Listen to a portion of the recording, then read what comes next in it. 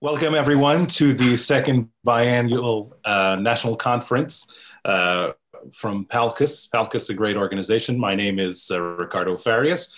I'm a radio and TV host, and that has been my function for the last 20 years in the Portuguese community of Massachusetts and Rhode Island here on the East Coast of the United States.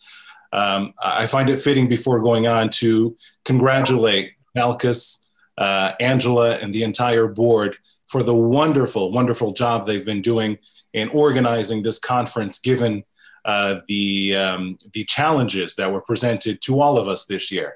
This has been quite the different year for all of us. I'm sure no one expected 2020 to be this complicated, but we're getting through it. PALCUS, for almost 3 decades, has truly been a driving force behind the relations of the Portuguese American community, not only with the US government, but the government in Portugal.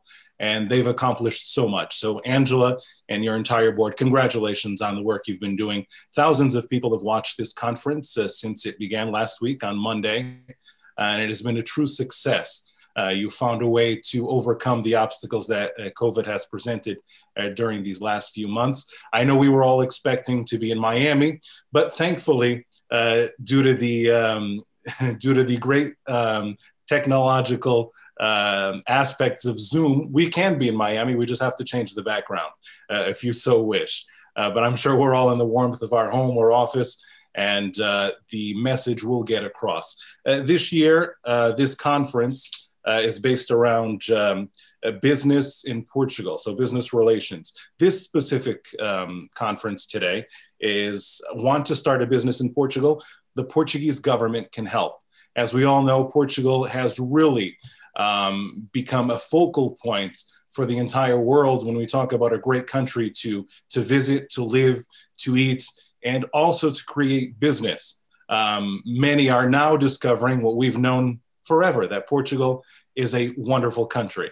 Who knows, maybe one of the best countries in the world. But of course, we're a bit biased in that aspect. But the great thing is, it's not only a great country to visit and to live, but many Portuguese Americans are now getting their dual citizenship, and some are even returning or going to Portugal to try to start a different path in life. One of our speakers today will actually talk about his investment in Portugal and how it has benefited and exactly what he had to go through to start this business venture. But without a doubt, this is becoming something great amongst the Portuguese Americans. Obviously, no one has a timetable to when the COVID pandemic will end, but we know that one day it will, and things will return to maybe a different normal, but a normal where we can openly visit Portugal, work in Portugal, live in Portugal if we're currently living outside of the country. So without a doubt, a lot of that will be discussed here this morning, actually this afternoon. Let me introduce the various speakers that we'll have with us this afternoon, and then I will introduce each individually to make their initial introduction. We will have as the special guest dignitary, Doutora Berta Nunes, who is the Secretary of State for the Portuguese communities abroad. She'll be speaking with us this afternoon. Also, we'll be hearing from Mr. Stephen Maciel, who is the co-founder of Pico Investments. We'll also be speaking to Julia Berkeley Cotter, who is a legal consultant in Portugal. Vitor Martins, Director of the Dynamization of the commercial aspect of the Millennium BCP Bank. And Rodolfo Lavrador will also be with us, who is on the board of international relations for the Caixa Geral de Depósitos. And finally, we'll be speaking with Cristina Coelho, who is the supervisor for the Diaspora Investor Support Office, or the Gabinete de Apoio ao Investidor da Diaspora. So we are pleased to have these guests with us this afternoon, who will bring us much information on starting a business in Portugal and the help that the government can provide in this aspect. So without further ado, I welcome Secretary Berta Nunes for the opening remarks. Thank you for joining us this afternoon, Secretary Berta. Thank you very much. It's a pleasure to be with all of you and everyone who is watching us. I'm going to speak in Portuguese, even if my presentation is in English, so it's easier for me and maybe it's nicer for you. Assim, eu vou falar do nosso programa, que é o PNAD, é um programa Nacional de Atração de Investimento da Diáspora. Este programa é um diploma, é uma resolução do Conselho de Ministros, é um diploma que foi aprovado por todos os ministros do governo em 18 de agosto, por isso é recente. Foi trabalhado durante cerca de meio ano e tivemos no meio a pandemia, mas enfim, conseguimos continuar a trabalhar apesar de tudo. E qual é o objetivo deste... Queria só passar, peço desculpa. Ok. Qual é o objetivo deste programa? Bom, tem 4 objetivos. O primeiro objetivo ele é dirigido às pessoas das nossas comunidades, aos nossos imigrantes e lusodescendentes, ou mesmo a pessoas que, tendo nascido já em países estrangeiros, tenham a nacionalidade portuguesa ou tenham direito a ter a nacionalidade portuguesa. Todas estas pessoas podem beneficiar deste programa através do que eu vou falar adiante, que é uma figura que está criada neste diploma, nesta lei, que é o Estatuto do Investidor da Diáspora. Por isso, foi aqui criado o Estatuto do Investidor da Diáspora, que, como disse, está direcionado para quem tem nacionalidade portuguesa, tendo nascido mesmo em Portugal ou num país estrangeiro, ou tenha direito a tê-la. E essa pessoa também tem que ter vivido num país estrangeiro e pode ter regressado a Portugal, mas não o deve ter feito há mais de 2 anos. Ou seja, pode vir cá investir, pode voltar a Portugal ou pode manter-se no país onde está. E isto é muito importante, esta figura do Estatuto do Investidor da Diáspora, porque, como vamos ver também um bocadinho mais à frente, depois este Estatuto permite às pessoas candidatarem-se aqui em Portugal a fundos comunitários e terem majorações, ou seja, terem benefícios, e isto é importante. Por isso isto é dirigido às nossas comunidades. O que é que nós pretendemos? Pretendemos que os nossos imigrantes ou os descendentes ou nacionais possam vir investir em Portugal. E neste programa temos temos informação de vários quadrantes do governo, dos vários ministérios, sobre programas de apoio ao investimento e que também é importante porque muitas vezes as pessoas querem investir e têm um problema, não sabem como é que o devem fazer, não sabem que apoios é que existem em Portugal, e este Programa Nacional de Apoio ao Investidor da Diáspora pretende dar essa informação. Depois nós também temos um outro objetivo que é a coesão territorial. E o que é que isto significa? Portugal é um país pequeno, é certo, mas é um país que tem bastantes assimetrias entre o litoral e o interior, ou seja, o litoral tem as grandes cidades, onde há mais emprego, mais oportunidades, e o interior tem tido um problema de perda de população, e várias políticas deste governo vão no sentido de apoiar preferencialmente o investimento em territórios do interior. E este também é um objetivo do programa. E o outro é a internacionalização, ou seja, este programa também pretende apoiar as nossas empresas que queiram exportar ou internacionalizar-se utilizando as nossas comunidades como uma plataforma de apoio. Nós, com este programa, estamos a dar um sinal de que valorizamos o sucesso das nossas comunidades. É verdade, e nos Estados Unidos em particular, que as pessoas que emigraram há várias décadas atrás fizeram porque estávamos num país com poucas oportunidades, com um regime político fechado, ditatorial, muita pobreza, etc. Mas a verdade é que ao longo do tempo estas pessoas que emigraram construíram uma comunidade bem-sucedida, conseguiram dar aos seus filhos também mais oportunidades e, no caso concreto dos Estados Unidos, nós temos muitos portugueses muito bem lusodescendentes, alguns com nacionalidade, outros que não a têm, mas poderão vir a adquirir, e assim esperamos. Temos muitas pessoas que estão bem inseridas na sociedade e são bem-sucedidas. E o que nós também queremos aqui com este programa é dar um sinal de que queremos apoiá-los para virem investir em Portugal e queremos manter e estreitar essa ligação entre Portugal e as nossas comunidades, incluindo os lusodescendentes.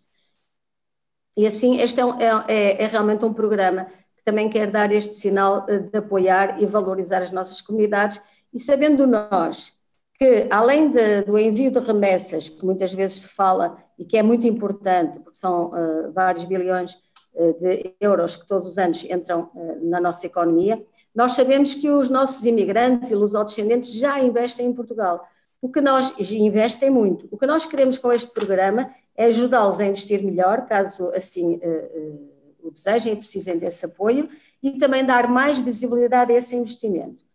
E por isso, o que nós também temos aqui neste programa, que tem 4 eixos, como podemos ver aqui. Aqui esta foto que podem ver foi tirada em dezembro em Viseu. Está aqui o seu ministro, o seu secretário de Estado de Internacionalização, atrás de mim o Presidente da Câmara de Viseu, onde foi lançada a ideia pelo seu Ministro dos Negócios Estrangeiros e pela Sra. Ministra da Coesão, foi lançada a ideia de criarmos este programa. Pronto, este é aqui, digamos, o nascimento, a foto do nascimento da criança. Então, este programa tem 4 eixos. O primeiro eixo, o eixo A, tem várias medidas de incentivo, ou seja, de apoio, de facilitação, de benefícios para quem quer investir. Depois temos o eixo B, que é o eixo da facilitação, ou seja, nós também pretendemos, com este programa, de identificar os obstáculos ao investimento, sejam burocráticos, sejam leis que podem estar menos bem feitas e que precisem de ser melhoradas, seja depois, por exemplo, se alguém quer investir numa autarquia, vamos trabalhar também com as autarquias para facilitar esse investimento, ou seja, várias medidas de facilitação do investimento. Depois, a informação do programa no eixo C e a promoção de redes, porque é muito importante para nós esta criação de redes, isto foi o que eu já estive a explicar, esta criação de redes para que as pessoas possam utilizar essas redes para investir. E então, aqui está esta figura que criamos do investidor da diáspora, de que eu já falei. Pode viver, normalmente viver fora de Portugal, embora possa ter voltado há menos de 2 anos, ter nacionalidade portuguesa ou ter direito a tê-la e querer investir, podendo vir investir sozinho ou investir com uma empresa em que pelo menos 50% do capital social tem que ser do investidor português.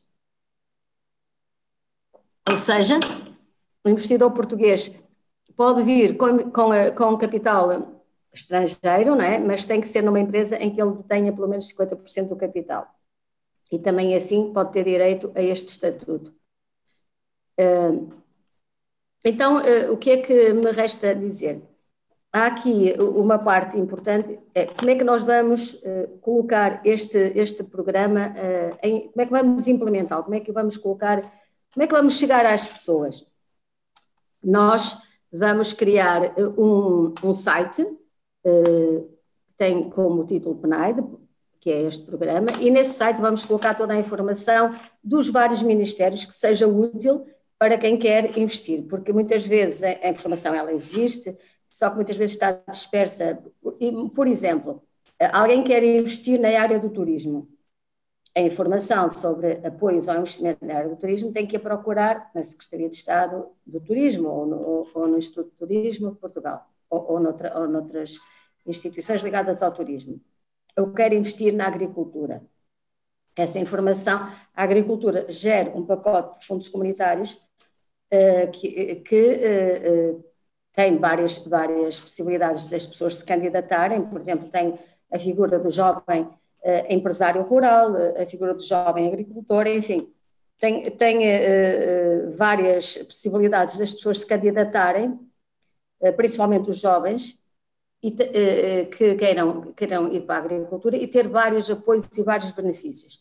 Ora, nós também pretendemos que este pacote financeiro, estes fundos comunitários que são geridos pela agricultura, naquilo que disser respeito às vantagens de investidores da diáspora se poderem candidatar, por exemplo, na área da agricultura, terem aí essa informação. Na verdade, eu ainda há cerca de um mês visitei, está a haver muito investimento na agricultura, grandes investimentos, pequenos investimentos, visitei um investimento de amêndoa, de pessoas da Califórnia, também com portugueses ali no Alentejo, só para dar um exemplo. Ou seja, pretendemos nesse site colocar toda a informação que seja pertinente para estes investidores. E depois também dizer uma coisa importante, pode-se dizer, mas afinal já temos a Secretaria de Estado da Internacionalização, temos o AICEP e temos uma rede de delegados da AICEP também aí nos Estados Unidos, e aí todos os investidores podem de facto ter essa informação. Não, porque a AICEP e a Secretaria de Estado da Internacionalização, embora trabalhem na atração de investimento e na internacionalização das empresas e nas exportações,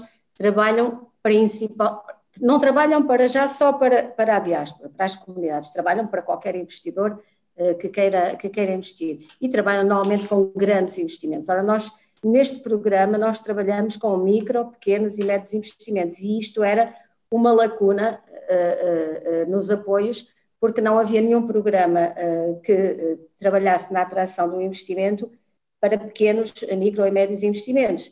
E então também não havia nenhum programa que ajudasse as nossas comunidades, os nossos imigrantes mesmo a fazer pequenos investimentos e muitas vezes eles faziam-no com bastantes dificuldades e faziam-no também com dificuldades de acesso à informação. E nós temos aqui na Secretaria de Estado das Comunidades um gabinete de apoio ao investidor da diáspora, a Cristina Coelho está responsável por esse gabinete, que vai trabalhar de várias formas. Uma forma é alguém manda um mail a pedir uma informação e nós respondemos, isso é o que sempre se fez e vamos continuar a fazê-lo.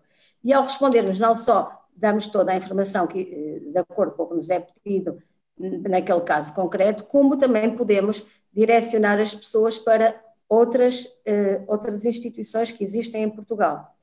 E que outras instituições, que outros gabinetes existem em Portugal, com quem nós vamos agora trabalhar de uma forma mais estreita e vamos capacitar esses técnicos desses gabinetes e fazer com que eles possam apoiar localmente os investidores.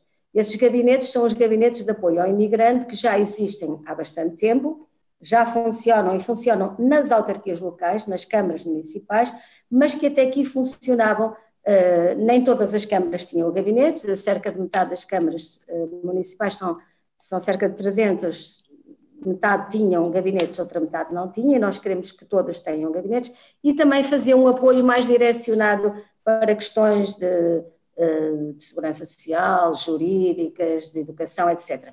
Esse apoio vai continuar a ser dado e também é importante, por exemplo, um investidor que queira vir para Portugal investir, mas que tenha filhos, também quer saber como é que vai colocar os seus filhos na escola, como é que é a questão das equivalências escolares, etc.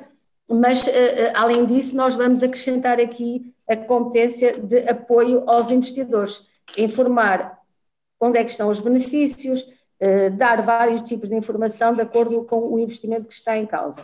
Por isso, estamos a trabalhar para criar essa rede interna, a rede dos gabinetes de apoio a imigrantes junto às câmaras municipais, para lhe dar formação e capacitá-las, para que o investidor que vai investir num concelho do interior, num concelho do litoral, possa ter localmente na Câmara Municipal um gabinete que lhe dê um apoio mais próximo, além do apoio que nós também damos.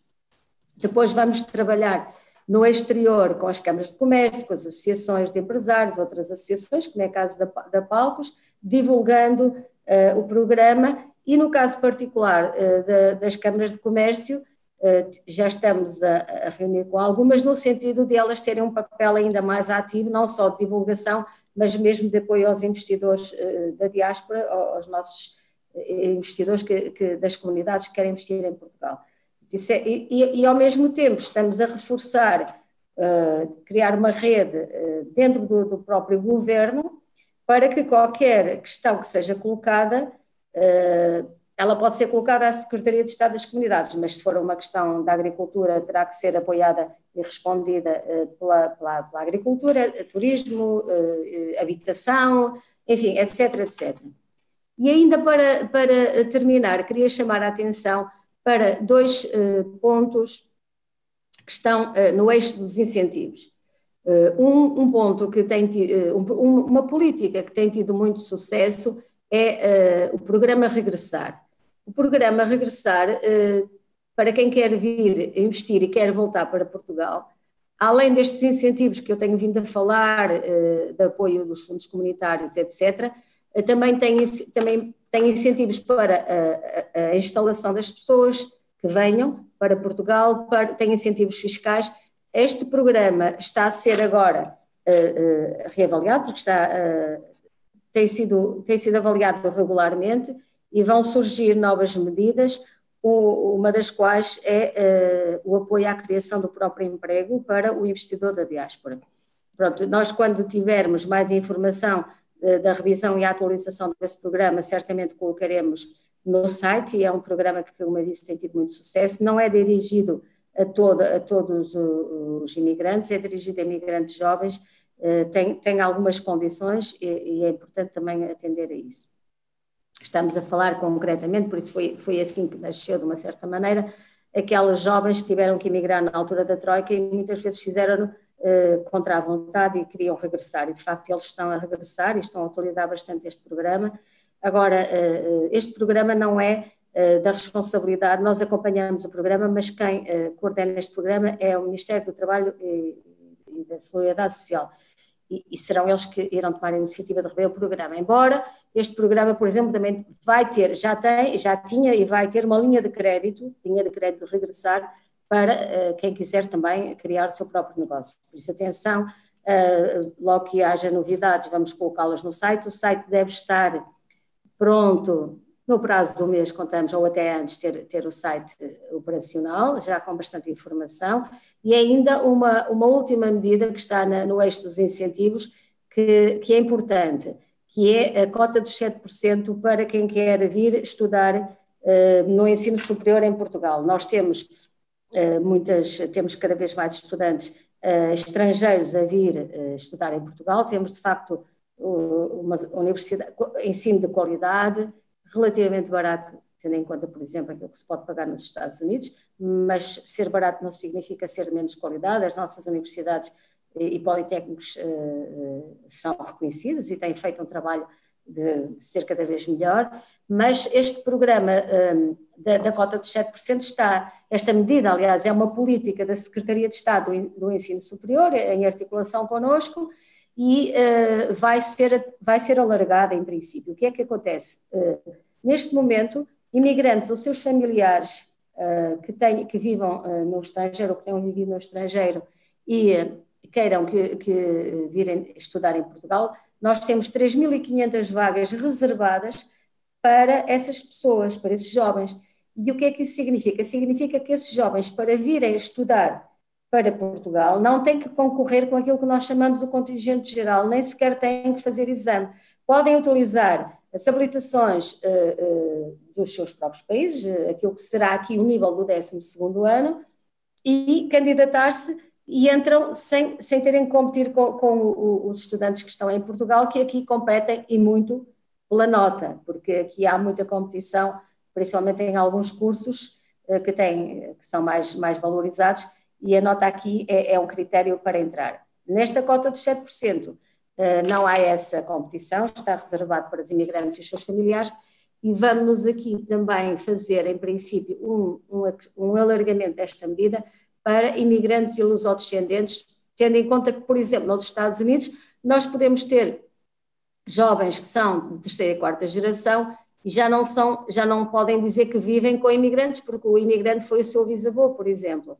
Então, esta medida tinha aqui este problema, que havia jovens lusodescendentes que se queriam candidatar e não podiam provar que tinham vivido com o imigrante inicial. Então nós vamos também analisar esta medida com a Secretaria de Estado do Ensino Superior e provavelmente alargar a imigrantes e lusodescendentes e aí temos, embora tenham vindo a aumentar as candidaturas, são 3.500 vagas, são um pouco mais do que 3.500 vagas, nós apenas, neste momento tivemos 600, mais de 600 candidaturas, 600 e pouco candidaturas, quer dizer que ainda temos aqui uma margem de crescimento e é um programa para o qual eu chamo a atenção porque acho que pode ter bastante interesse para os nossos jovens. Muito obrigado, doutora Berta Nunes. Antes de terminarmos esta sua intervenção, recebemos aqui uma pergunta de um dos participantes.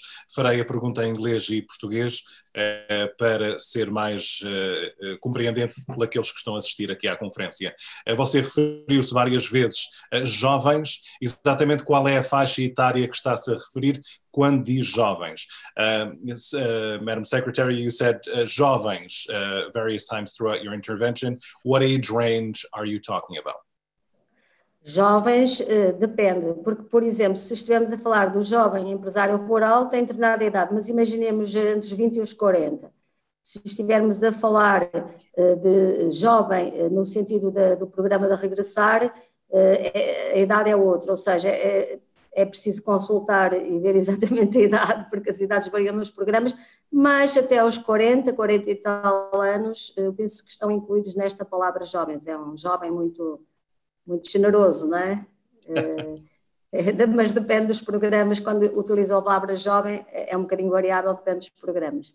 Muito bem. Muito obrigado, senhora secretária, muito obrigado pela sua intervenção e thank you very much, Secretary Nunes, for your participation in today's conference, and I commend you and your team for creating this program. It's comforting to know that those that do want to invest in Portugal, who are not Portuguese per se, born in Portugal, have this support group behind them within the Portuguese government. So thank you.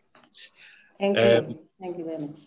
Following up, Palcus has done a great job putting together these individual conferences to talk about the various topics. As we all know, want to start a business in Portugal, the Portuguese government can help. This is the topic for this particular conference. And our second speaker actually is someone who can speak firsthand on what it is like to open a business in Portugal or to start a business in Portugal.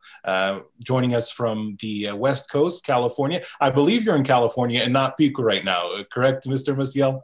Actually, I'm in Pico Island. You're in Pico. So joining us from the middle of the Atlantic, Mr. Stephen Maciel, who is the co-founder of Pico Investments. The floor is yours, sir. Okay, good afternoon to everyone. My name is Stephen Maciel. I am currently right now here in Portugal doing an investment on a restaurant that used to belong to my parents. They had this restaurant for over 40 years. And I had to, for various reasons, they had some health reasons, and I had to take over the business. And of course, I didn't want that to keep going on. And then my family, also my wife and my kids, they're very excited about coming here. You know, they come when they can, every summer if possible. And so the idea of continuing the generation with my girls and everything. So that, was very important in the decision of doing it. It is complicated. I'm not going to say that it's very easy. I had to open up a subsidiary company called the Pico Investments LLC, sucursal in Portugal. So I wouldn't have dual taxation. So I wouldn't have to pay taxes in Portugal and then in the US. So basically, I open up a subsidiary company. What happens is you pay your taxes here in Portugal, and then you take all the paperwork over there to an accountant, and then you actually get a credit on your taxes if you do it that way. So that is a huge benefit. But it's very complicated to open up a subsidiary company in Portugal. Not in mainland. I had to go through mainland to be able to do that, because here in Pico, in the islands especially, there was not a lot of knowledge in that. And so I had to get a hold of my lawyer here, and then he had to get a hold of a lawyer in mainland Portugal. So, and then we opened it that way. As far as information, it was not easy to obtain information. So that was not a plus. I had to basically do it on my own, but I understand now that Senhora Berta Nunes, the Secretary of State now, I mean, the programs now are coming. When I started this 2 years ago, there was not too many programs at that time. So anyway, I did get my project. I had my project done with some funds from the European Union.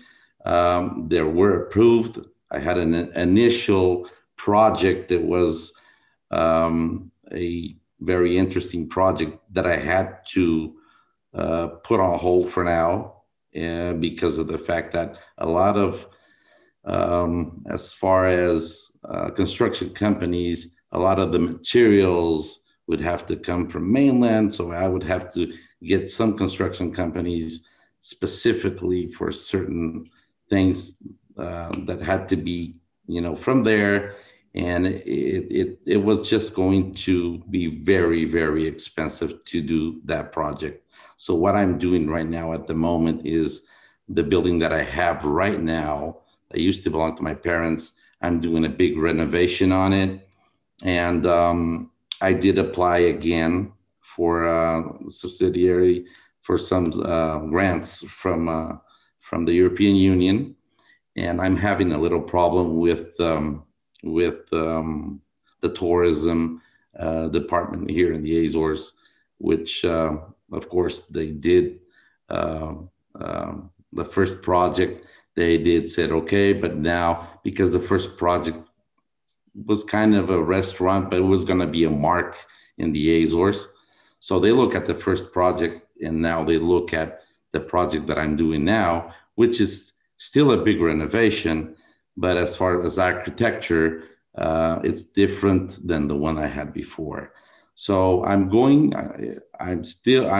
already in construction right now with my own funds.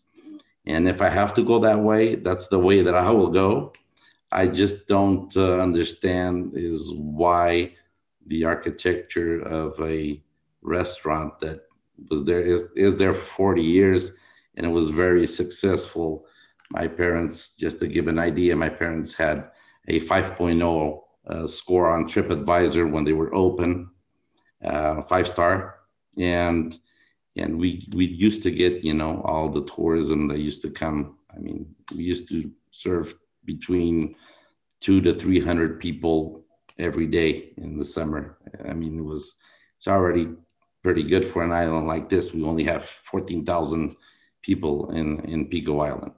So I do not agree with Azorian company on that. I'm having some problems, not with all the other institutions, all the other, the environment, everything passed. It's just the only problem that I'm having right now is with the architects from the tourism department, which is, architects, they see things a little different. They looked at what I had before, which was a kind of like a monument, was going to be kind of like a monument. And they look at now what I have now. So, but as far as the main government in Portugal, I was invited to go to the meetings that they had every year, and I went to the one in Terceira, and I went to the one in Penafiel that they had, where all the investors were there, and the Secretary of State and the minister was also there, and that was very, very good. I would encourage everyone to go to those meetings because there's a lot of information that you can actually get there. That it's very, very good to go to those things. So as far as the rest, my project is going. Hopefully I can get some help, If not, I am still going to invest regardless. So, and that's pretty much all I would have to say at this moment. But, you know, as far as I can tell, I would encourage if anyone that wants to invest, yes, do invest. It's just you need to get some knowledge and read a lot, get a lot of information, because or else you can get stuck very easily. It's very complicated as far as the bureaucracy that's involved in it, you know, and hopefully these new programs that are coming out, and I do believe that, because, you know, also another thing is, you know, you have main government and then you have the regional governments from the Azores and Madeira Islands. So, and they are connected together, but they're different, you know, there are different guidelines for the Azores and there's different guidelines for mainland. So it would be very important to read into that and to, I had to basically do everything on my own, but hopefully whoever comes behind me doesn't have to go through that. And that's been my experience. Thank you very much, Stephen Maciel. I sympathize with you with some of the red tape issues. We'll discuss that a little further later on during the discussion period. But to speak of red tape and to speak of certain legal aspects that should be looked into before starting an investment in Portugal, we have with us legal counsel Julia Berkeley Cotter to speak on those issues. Julia, the floor is yours. Hi, everyone. First of all, thank you for the invitation. I'm very honored to be here and hope what I hear can be helpful to any of you who want to come to Portugal. I'm a lawyer in Portugal and also in the UK, but I act more like an advisor. So I'm kind of an external in-house for the clients that come to me. They come to me and then I go to several law firms and I grab the people that I think are adequate, and I get a team of the most suitable people for that specific client. This is how I work. I don't work usually just with one law firm. It's my way of working. Well, today I was asked to talk a bit about the legal process of opening a business here in Portugal. And let me tell you that generally setting up a company in Portugal, it's a quite big process. And the timing as well as the costs will vary according to the options chosen by the entrepreneur. So it will depend on the process you choose, the level of complexity of the matter or the things you want to bring to the operation, and the type of company you want to incorporate. In terms of timing, you can set up a company on the same day if you'd like to do so. You come to Portugal, assuming that you already have a Portuguese tax identification number, which is mandatory, and that's that. On the other hand, if you'd rather not come to Portugal immediately or for these purposes, you can rely on a proxy holder. So attorney will suffice to represent you here in Portugal in this whole project of opening a company. It can take up to a couple of months, depending on several issues that should be analyzed. And regarding to that, I'm going to tell you some of the normal issues I discuss with my foreign clients when they want to set up business here. These are things you should be concerned about and you should think about before deciding on opening a Portuguese company or not. First, whether you will come to Portugal, because this can cut some of the red tape, as you say. If you do certain things in person, I do not say alone on your own. You will always need advice, and it's easier to deal with all the red tape to have someone with you. But if you come in person, there are certain things that you can sign directly, so it's going to be quicker, that's for sure. But if you're not in a hurry, you really don't have to come just for this. Then I always ask if you want a specific name or for your company, or whether you're okay with the name from the pool of available names, because it's going to be quicker. whether you need a tailor-made articles of association or you're going with the model that is given to you. And let me tell you in here, I always advise whenever there is more than one shareholder to do this, to perform the tailor-made articles of association, as well as a shareholders agreement, which in my view, it's the most important document in a company when there is more than one partner, as I said before. You should also define the corporate purpose that the company will have. And despite the corporate purpose does not limitate what the company can do, it can, if you're not going to be the one managing the company, it can limit the management's authority. So if you want control, this is an important step. And with that, we can assess which activity code is going to be appropriate and check on the necessity of any special permit to operate before the commencement of activity. This is usually only needed in certain industries. Then whether you're going to pay your capital contribution in cash or in kind. If it's in kind, it's going to be a bit lengthier as well, because you have to assess the value of the assets that you're coming into the company with, and you will need a chartered accountant's report. Ultimately, you need to decide which type of company you'd like to incorporate. I'm assuming we're talking about limited liability companies that you will only be liable up to the amount that you put into the company in shares, the amount you subscribe. Actually, I didn't prepare anything regarding the branch like Steven Maciel did. It's true that it has many tax benefits, but from my experience of over 20 years, to foreign countries, you really need to see what the entrepreneur wants, what it needs. You need to analyze the whole tax framework, what are his hopes for the future, and then decide. Usually, I don't form a lot of branches or subsidiaries, whatever you like to call them. We usually advise on limited liability companies that can go from something like a private limited company where €1 per shareholder is the minimum capital requirement. You can have one or more shareholders. You have a bit more freedom. It's kind of a smaller scope type of company.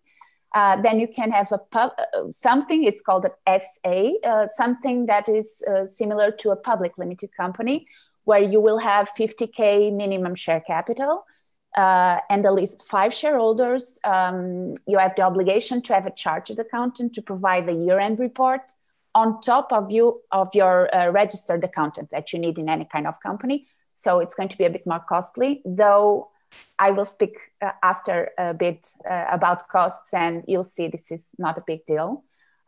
Then the legal requirements are more demanding on this type of company, the SA.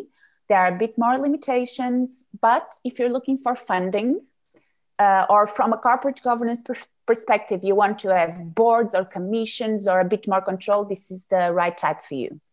Nonetheless, Portugal is very, very flexible. So you can convert from one type to the other almost at any time once a few requirements are fulfilled. So I see, Steven, you had a lot of difficulties, but if you have a good lawyer, you have everything. Okay, now let me just go very quickly where costs are concerned. I think you are in luck because Portugal may be the cheapest Western European country for you to open and operate a business. From the advisor's fees, and I talk about tax, legal, real estate, whatever, to labor costs versus the qualifications of the people, you will find a huge, huge pool of ultra qualified people in Portugal. And as I say here in Portugal, at the cost of rain.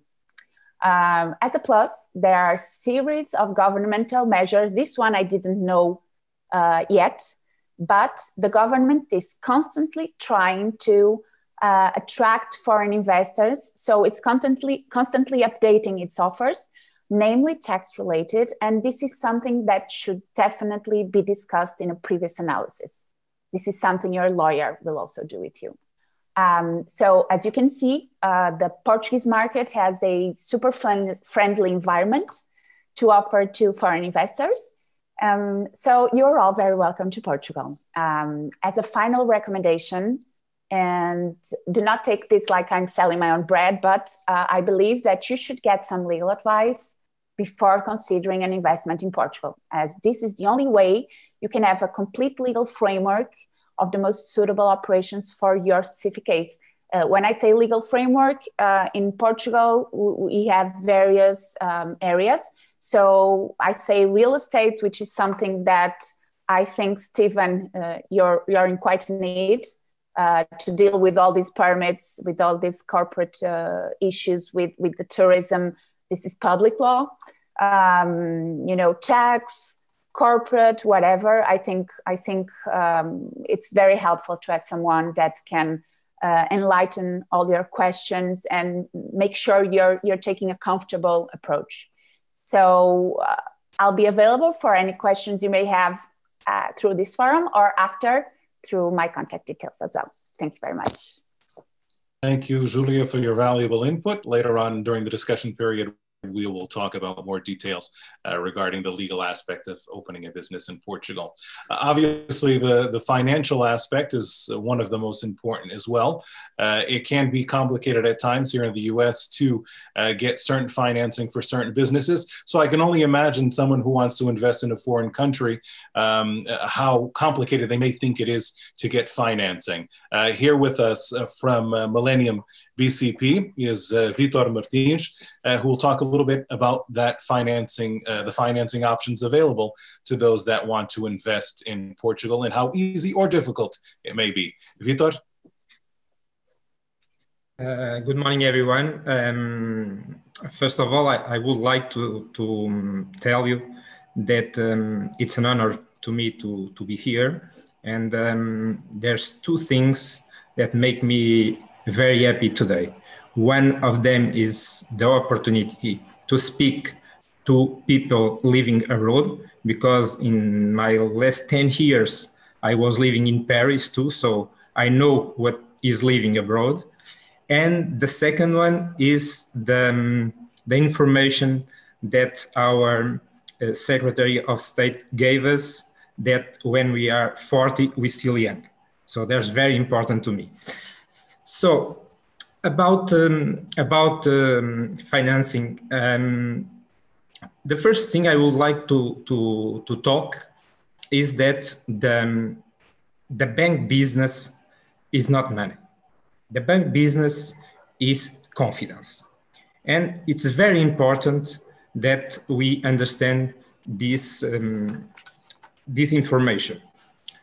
So I would like to present you Millennium BCP to talk about confidence and to allow you to be in confidence with us. So I will share a presentation with you.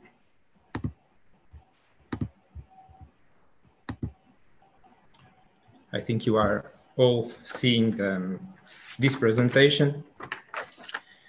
And our position to all the people living abroad is welcoming you to Portugal, welcoming people.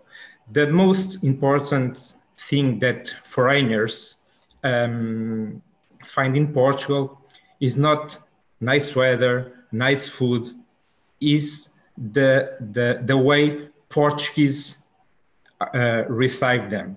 So we choose this signature, welcoming people to our position. And we would like that Millennium will be your bank in Portugal. So it's very important to us that you feel right at home. And that's why Millennium made a strategic choice to create a team that is dedicated to Portuguese living abroad and all the foreigners that choose Portugal to live or to invest. And we are a bank with over 5 million clients on 5 continents. And we have clients from Australia to the United States to France or to another country. And we want that you came to our world. And our world is more than 400 branches in Portugal and a presence in the 5 continents also, with partnerships in countries like Canada, United States, and Luxembourg.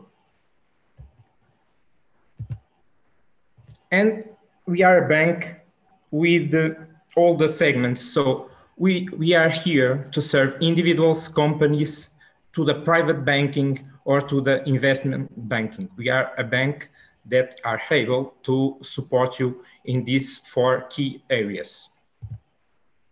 And we are modern, and you want that you be like at home. This is an example of one of our branches here in Portugal. And talking about solutions, that was the question, the solutions. So we propose all the solutions that a bank propose, and it's important to me to speak about the financing or the funding to a company or to an individual. We are able to support an individual or a company that came to Portugal, or even if the person was living in another country. Yes, it's more easy when you are living here in Portugal, because we talk about confidence. I was talking about confidence, and confidence is better and is stronger when we are near the other persons or the companies, and you can help you with all the solutions we'll need to provide and to realize your project. Then we would like to talk about digital, because even if you came to invest in Portugal or living, and we saw that Steven Maciel is now in Azores, but sometimes he's in California, and it's important that we can go with you, the bank can go with you wherever you are going. So we are talking also about this kind of solutions. And we are ready to be your bank in Portugal with all these informations that I present to you. When we are in the United States, we can have other questions. I need transfer money to Portugal, and we can help you with this, with our partnership and with Investors Bank. And we can also negotiate the change rate that you will be using. And this is important too, because you can open an account with us in euros, but also in dollars, if you want, or in another currency.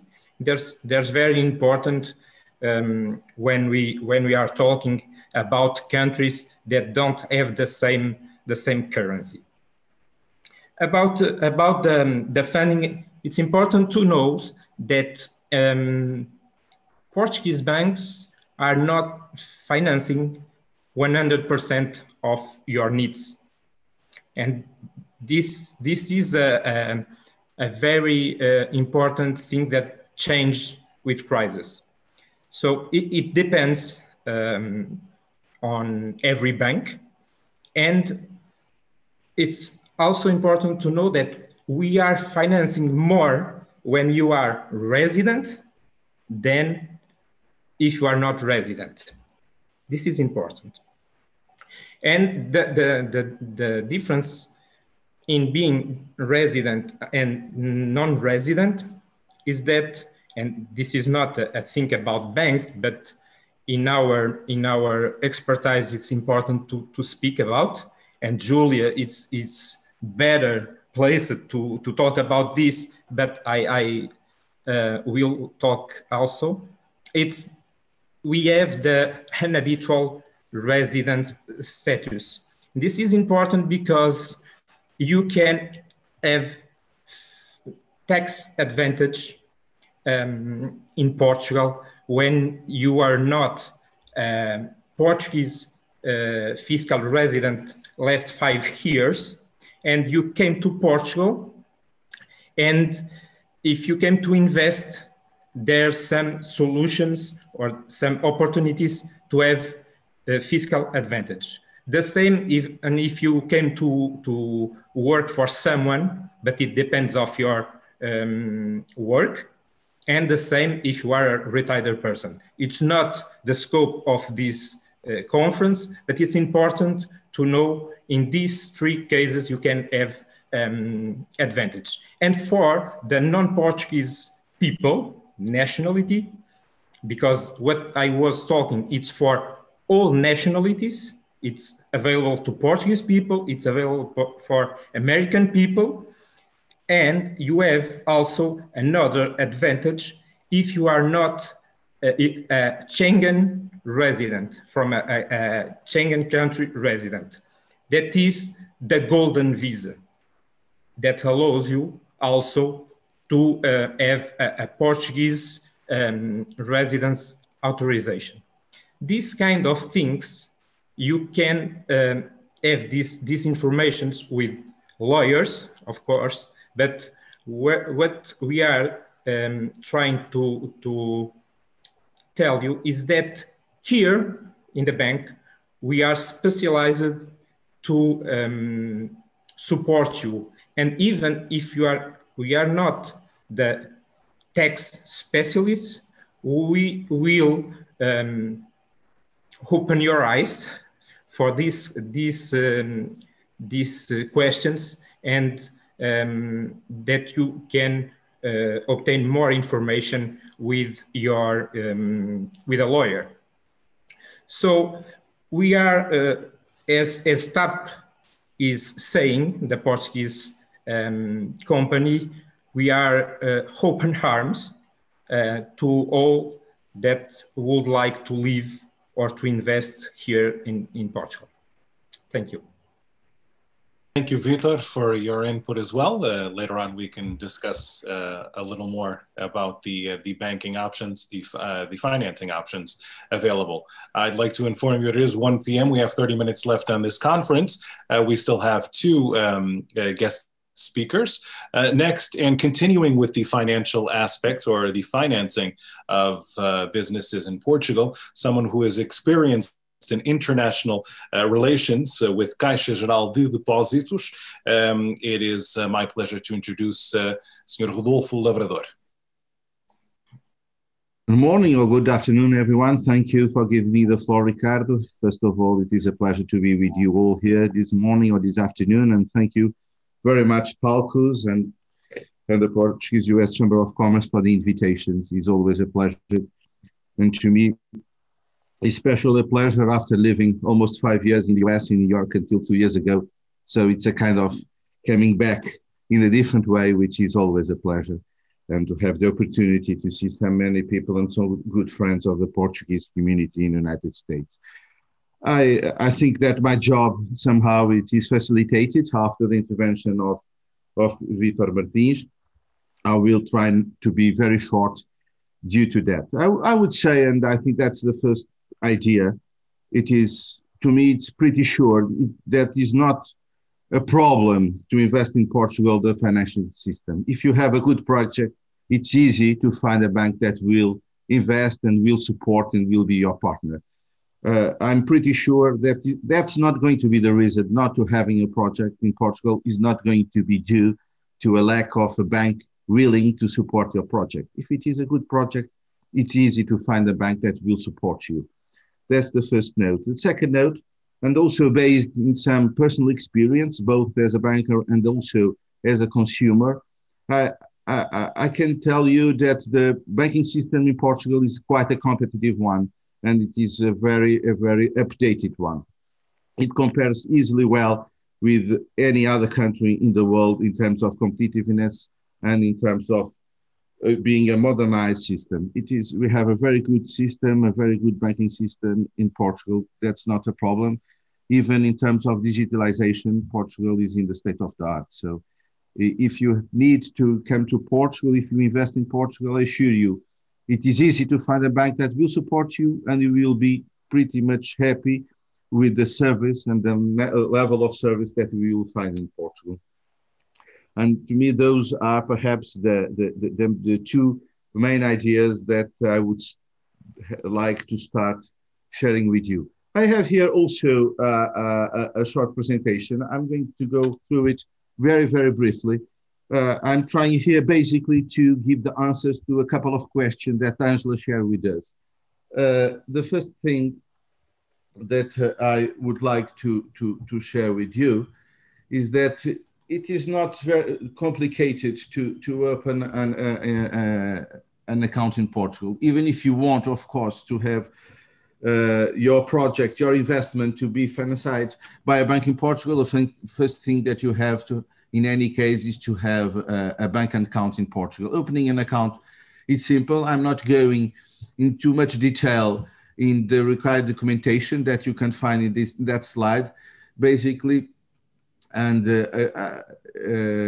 I'm not elaborate too much. Julia has also shared with you some details on this regard, but I would say to you, if you have a support of a lawyer and so on, it's very, very easy to open an account in Portugal. It's very few the documents you have. Today, you even are possible to do it through internet or through an app. It is not even necessary to be here physically. The only things that could be a little more complicated, but nothing too much complicated, it is of course some documentation that you have to have legalized in terms of the Hague Convention, but this is something that any law firm can very easily support you with. Also the support of the Portuguese network of consulates and embassies is something that is really, really, really easy to be done. And once you have the account open, it's very easy to start doing business immediately. You have all that you need in terms of cards, in terms of home banking to do your banking service. I'm not going into much detail here neither. And then I would say that all the banks, but of course we are CGD, the largest bank in Portugal. We are the market leader in Portugal in retail bank. We are, as you may know, a state-owned bank, and we are present in many countries. But it's not only the case of CGD, it is the case of BCP, as Vitor also explained to you, but also all the other competitors, of course, will give you a good service in that regard. And we have very different funding solutions. Here is just the case in CGD. And we have different solutions for different kind of businesses and different kind of investments or approach that you are doing to the Portuguese market coming from abroad. So one of possibilities, it is of course something that we have more focus to startups, and that could be a possibility. If you want to start a new business in Portugal, you have very good conditions, as you can see here. You have a grace period of 2 years, which is very significant. You can have 8 years of term for the loan. You can have, and that's very good to the bank, we can have a guarantee society, CGM, that can give 75% of guarantee of the total amount of the loan, which is very, very attractive as well.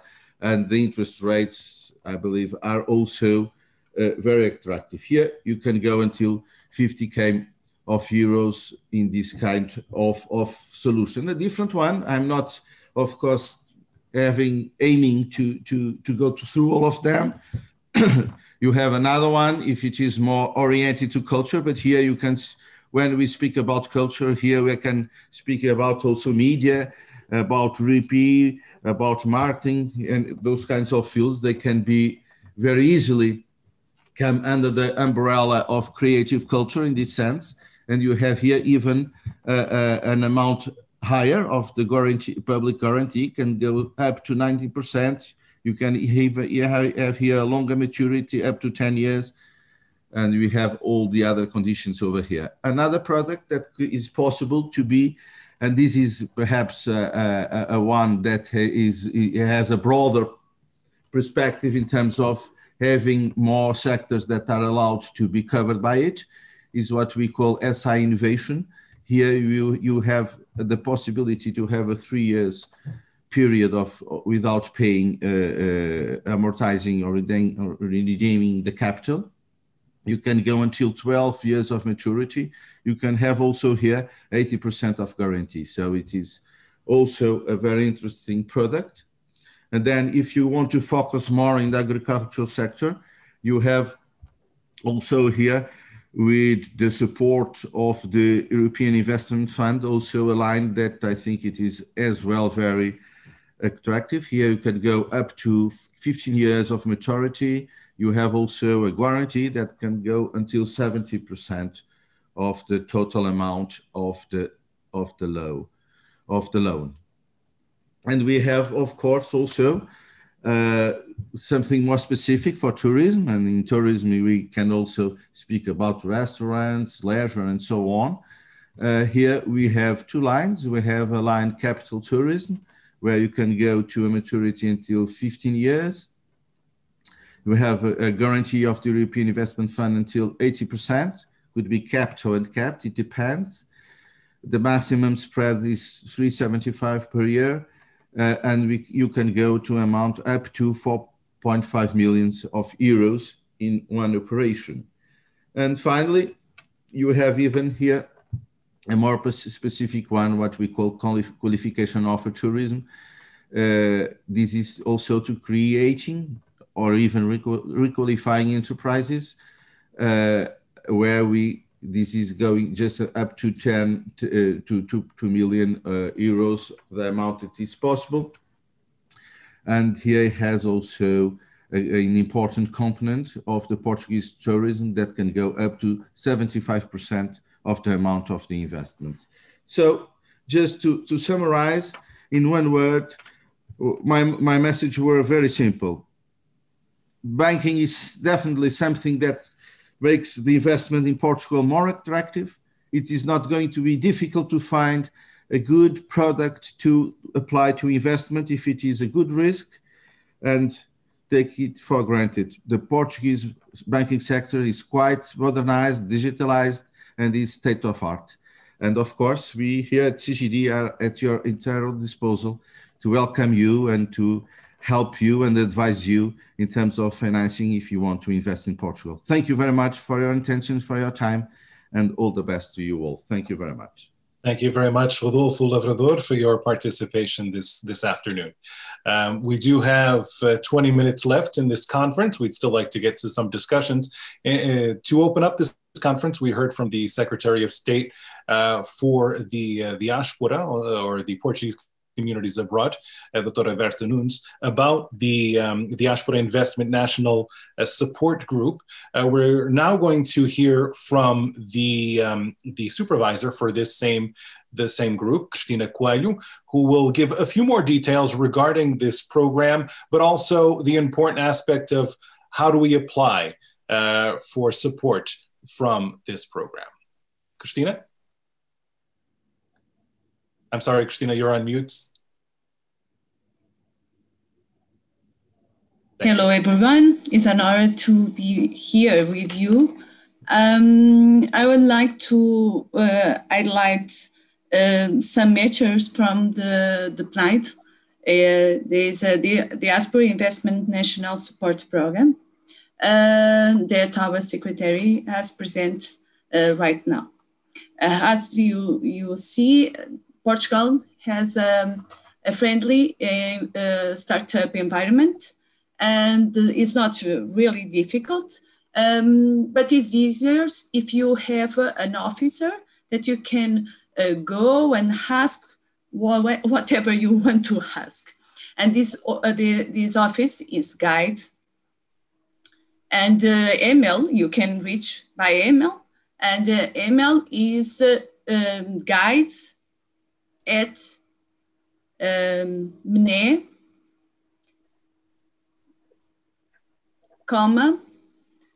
.gov.pt. I will put in the text and the chat. And you can apply the diaspora status, investor status, at the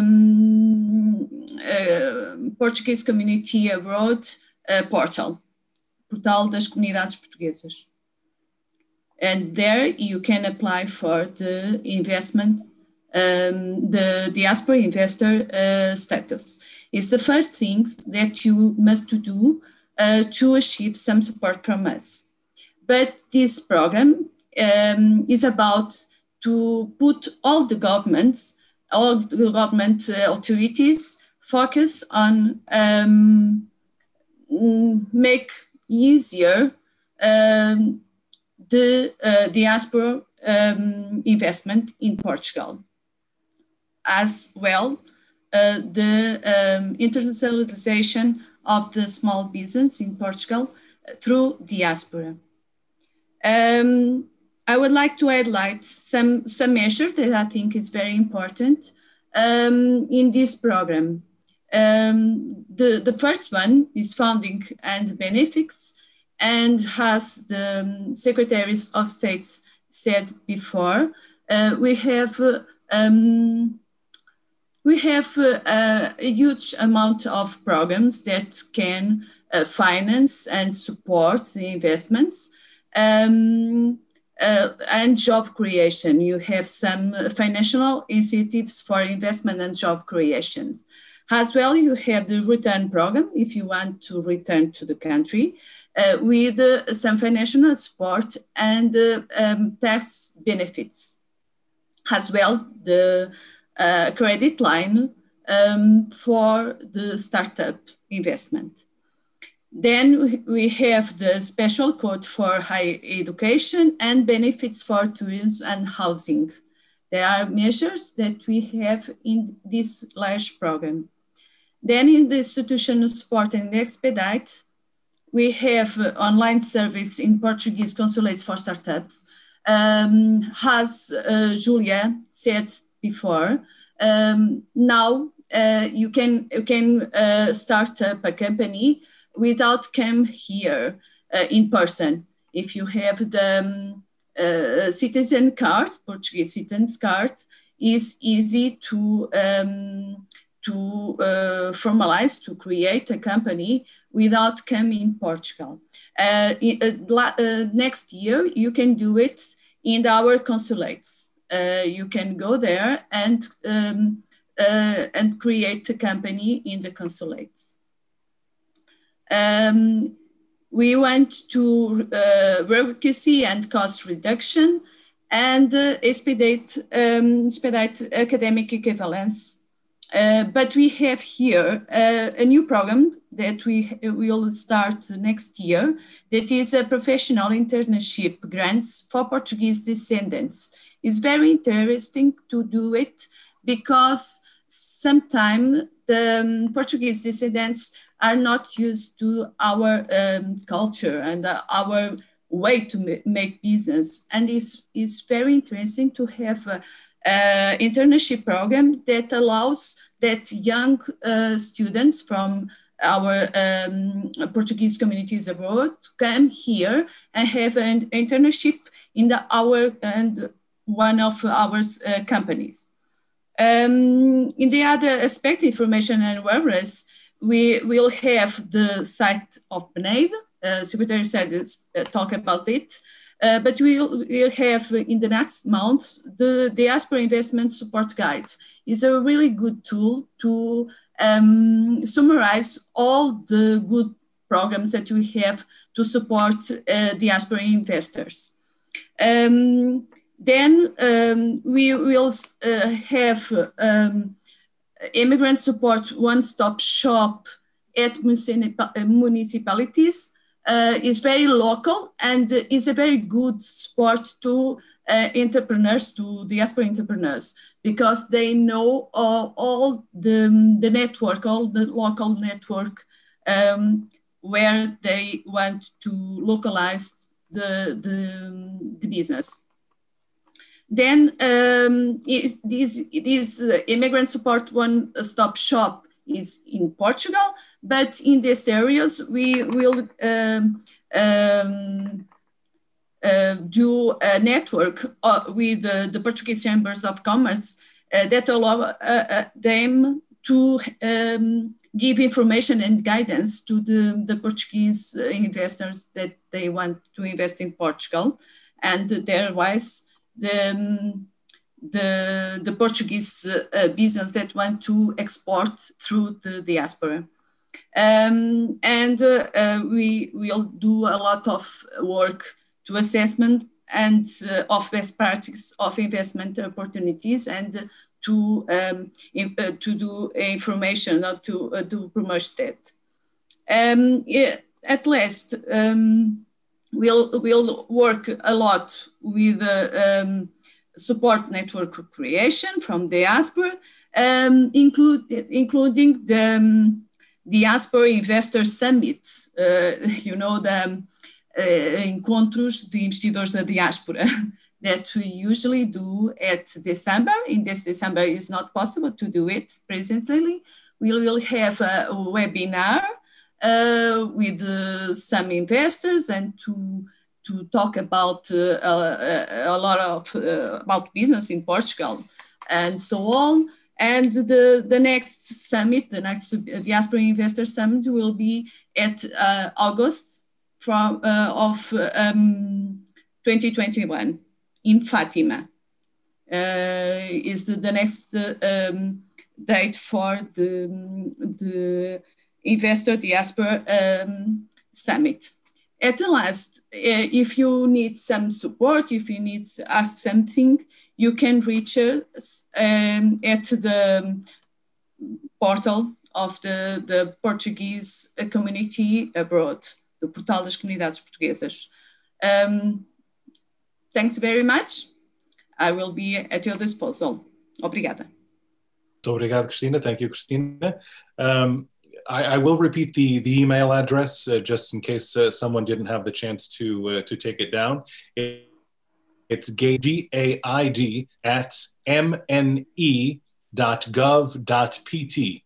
That's the email where you can send any questions or anything you'd like to know about this specific program to Cristina and to her group.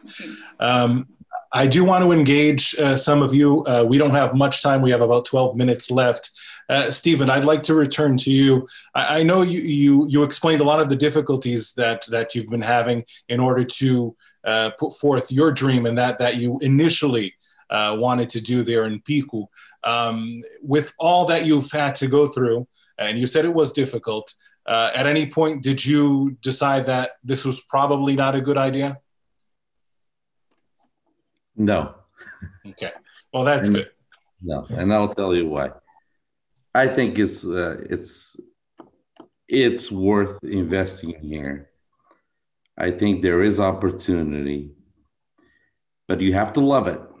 It has to come from your heart, because yeah, it was not easy in my case, but now I see that there is different options and different ways that you can actually make this happen a little bit easier than what I had to go through.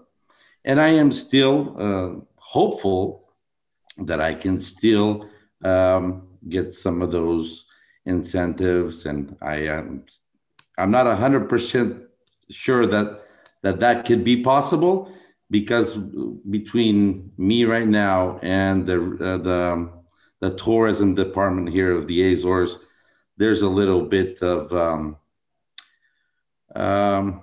I don't agree on certain things that they came up with. Unfortunately, I look at business a little bit different. I look at the economic side of it.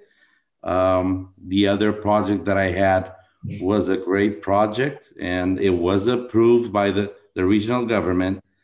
But then after all these factors came in, and analyzing it in detail, because it's Pico Island, you have it's very seasonal. You have 3-4 months max that you can actually, excuse me, make, have some tourism coming through the island. So after analyzing that, and then, seeing all the difficulties that I was going to get and getting some of the materials that would have to come to that project, because it was a very interesting project. And then I decided not to go with it at this time. It doesn't mean that I'll probably maybe open up another one in either a different island or even in mainland. I don't know. But I still think that we can get there. I just don't agree is the reasons why, and I wouldn't like to be talking about that in this. Completely understood. I would hope that I can get some help from someone, and if I don't get some help from someone, it's still not stopping me. I'm doing it right now with my own funds, and it's all okay.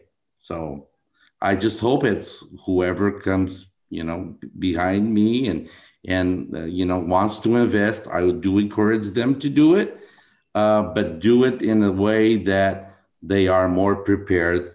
That let me give you an example.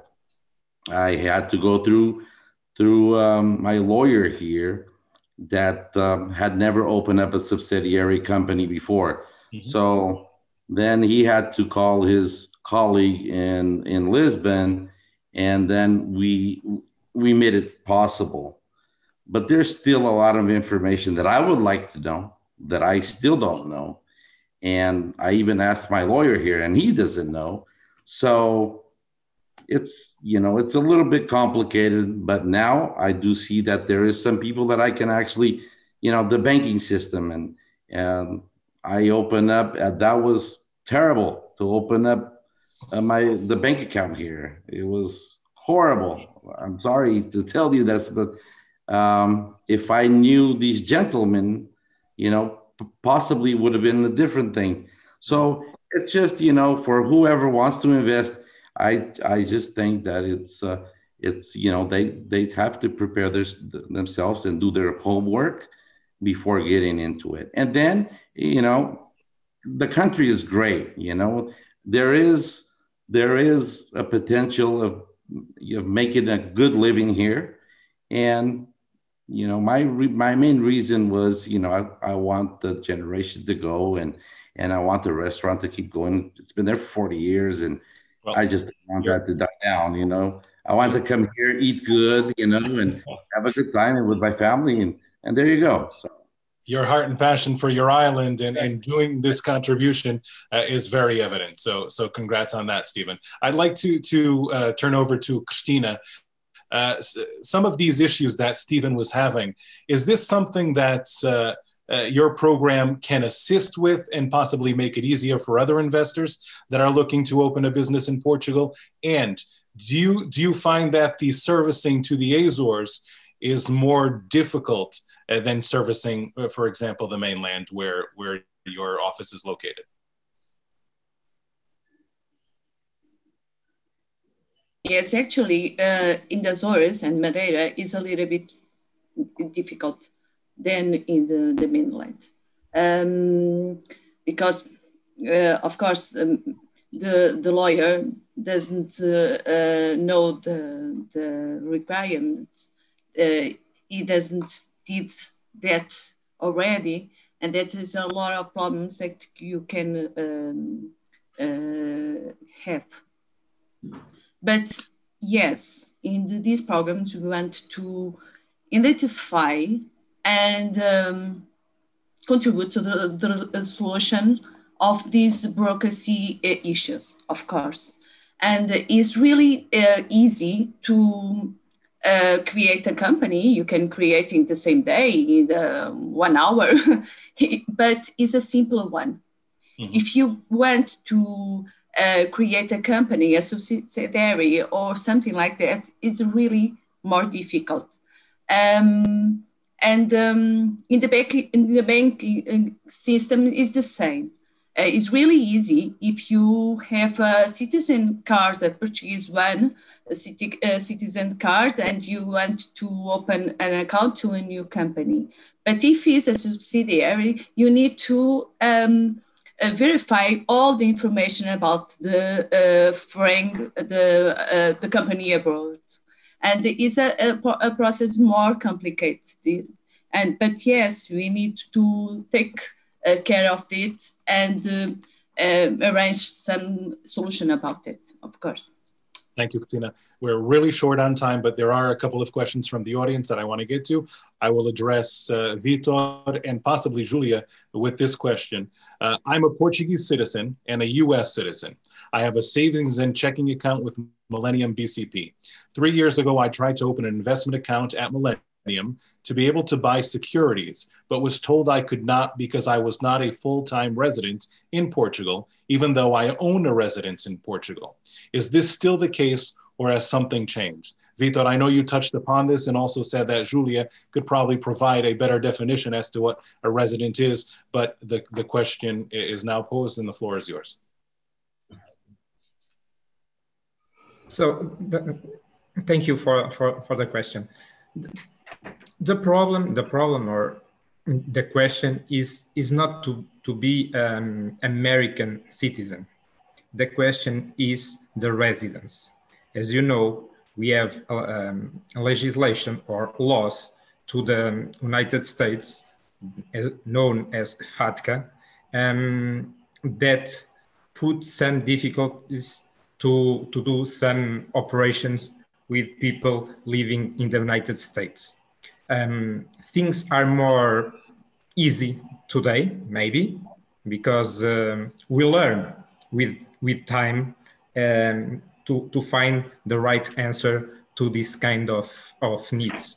So what I can do or invite the person that posed the question is to contact us, that we can answer and see the specific case. I would like to say another thing about the difficulties for the people that came from abroad to Portugal. We are learning, and things changed a lot in Portugal last years, because we have a lot of people from abroad that came to Portugal to live, to invest. And last year, and Rodolfo, maybe he has the same information or the same numbers, but last year, 50% of the new customers in the bank were foreigners or Portuguese living abroad. So this shows us the importance that these customers have to the banks and the importance that we are giving to them. Okay, Julia, is there anything you'd like to elaborate on this this particular definition of resident and the simplicity of getting or not financing because of this? The question, I don't think, was really about financing. It was more about investing, like to buy stock. I could be really mean and say just open a Revolut account or a U-Trust account or something like that, because they're a step further. But it's not our bank's fault that sometimes they're tied up with the legislation that we cannot control, either European legislation or even Portuguese legislation that does not go pace to pace with what we need. So I think you should have an open mind and try, as I see Vitor and Rodolfo probably do, to improve the banking system with every aspect. That's every complaint. You know, they will try and take it to the boards and try to improve it. So there's no way to circumvent these laws. But I think Portugal is, and particularly the banking system is much, much, much easier. I say this with the experience I have with my clients, and I don't know, opening a bank account sometimes it's a bit harrowing, but not as much as it used to be 10 years ago, which was very, very, very, very difficult. So yeah, we're improving, we're learning. Excellent. Thank you, Julia. There is one more question from the audience, and I think that Cristina might be the one to answer this question. Is there any particular business or sector that Portugal is looking to grow?